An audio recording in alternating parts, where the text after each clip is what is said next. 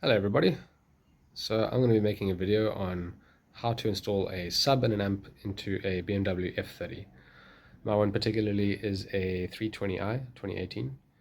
I can't for the life of me find any information or a video or anything out there on how to do this, specifically onto the bass stereo, which I suppose doesn't really come out on the US models. I'm in South Africa. So yeah, basically what we're going to be doing is we're going to be using this line out converter over here. This plug specifically will be tapped into the head unit's plug at the back of the head unit, so that we can get the signal out of there. It will in turn pass the signal through the RCA and feed it through to the amp, which will feed the sub. So this is just going to be the most basic possible install that you can do to actually add a sub into this car. So here we go. Alright, so at this point we've removed that bit of trim up here. It literally is just a bit of rocking back and forth with your hands. Being very careful not to snap it around this point here. But if you use a little bit of like a pry tool or an old credit card or something, you can just kind of slide it underneath here and pop these clips out and everything comes off pretty easily. So don't worry too much about this. It's probably the hardest part. This part also literally just pull it down from the top and the whole thing clicks off. So now it's just going to be 1, 2, 3, 4 screws, and then this whole face unit comes off, and then there's the actual head unit underneath. So I'll get back to you when that's done. Okay, so head unit has been, well, face unit has been taken off, and then I'm just going to leave it lying here on one side because I don't really need to disconnect everything. These two were from the locking and what do you call it? Sorry, these two were from the locking and the hazard buttons on that piece of trim. Anyway, so I'm going to tuck those out the way for the moment. There are 2 screws, one here and one here, to take the whole thing out, and the whole thing slides out. But you got to be very careful with this, because there are a whole bunch of plugs on the back, as you can see, and we don't want to be breaking anything, so take it real slow. Okay, so the head unit is out. Just got something for it to rest on so it doesn't hurt any of the trim. This is the guy we have to worry about. So to get it out, you just have to pull this little tab back and the whole thing just pops out. And then when you're putting it back in, you'll pull this tab back and it'll just lock it into place. So as you can see, this is the same pinout as the diagram I've got attached with this video.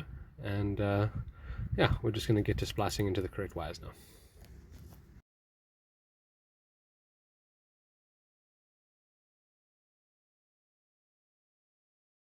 Alright, so this is the hardest part of the whole install, I think, is getting this spliced into this plug here. So basically what I have to do is I have to take the black wire on this one, which is this is a Targa line-out converter. It's a HLR03, but these are fairly common. They'll be under another name probably wherever you might be. Might not be called Targa, but it'll be called something else. So yeah, the black one is to ground, the red one is for 12 volts switched, the blue one is the remote wire, and then these other 4 are the left and right speakers. In the F30 you need to use the front speakers, because the rear speakers actually don't get a bass signal. So if you're trying to put in a sub, you have to go with the front speakers. So I'm going to get these all spliced in, and I will put the diagram, or at least tell you which ones to connect to what. So far the black one connects to the brown and then I'll figure out the rest with you and come back to you.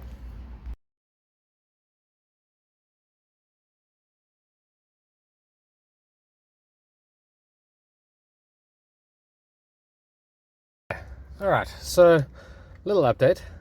This guy does not have a switching power. There's no switching 12 volt on this.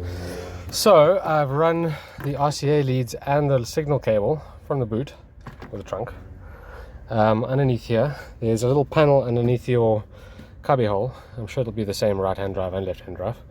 Little panel here with 2 10mm hex screw bolts holding it in. You take those 2 bolts out, the whole panel falls off and gives you plenty of access. I've just run the cables obviously through here, underneath the cubby hole in the panel I was just talking about, behind this trim, behind this door trim, behind this trim here, coming out there underneath the seats. By the way, this F30, some of them come with optional folding seats. This one did not. The solution for that, take out the bottom seats. It's very easy. Literally just yank the seats from the front and they all come out, and then you can feed everything underneath. It's a bit easier to feed it from this side down than it is from that side. So I started from the trunk and worked my way forward. So what's going to happen now is this ignition live is going to go into fuse number 146, which I believe is this number 5 fuse here. This dude, number 5 fuse next to the 15. And you can also go for 147, which is next to it. So yeah, we just have to make sure with this little cheat sheet that is stored back here, it'll tell you 146 and 147, those are both switching lives. So the next thing is to get that line out converter all tapped in, and then we'll continue from there.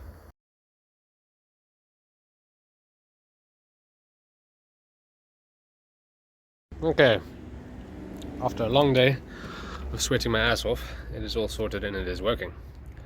So I'm just going to give you a basic rundown on how this all worked together. So here we go.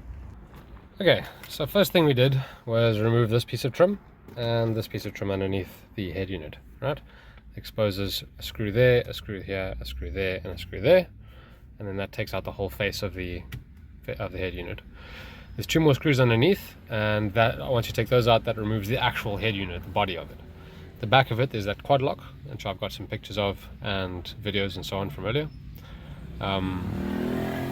Basically, there's 4 wires to cut into, and then ground as well. So 5 wires, I suppose, just to splice into with the line out converter. The 12 volt switched and remote signal wire you can twist together. On my line out converter, that was the red and the blue wire. And then what I did was I ran the RCA leads and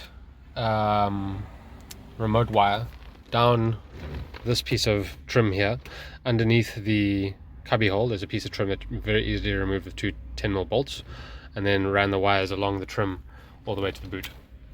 The other thing that you have to know is that a lot of the time in these F30s, the folding seats are optional.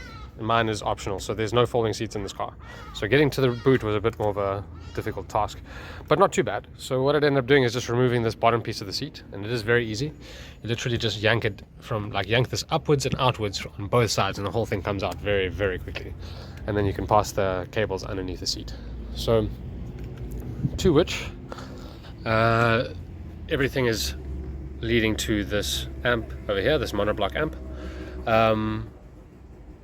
It's very straightforward. The only thing that was a little bit different about this install that compared to any other install that I've ever done like this is that the remote wire I had to use obviously for the line out converter and for the the amp, the same one. So I just teed off from fuse 146, which is underneath the sub at the moment.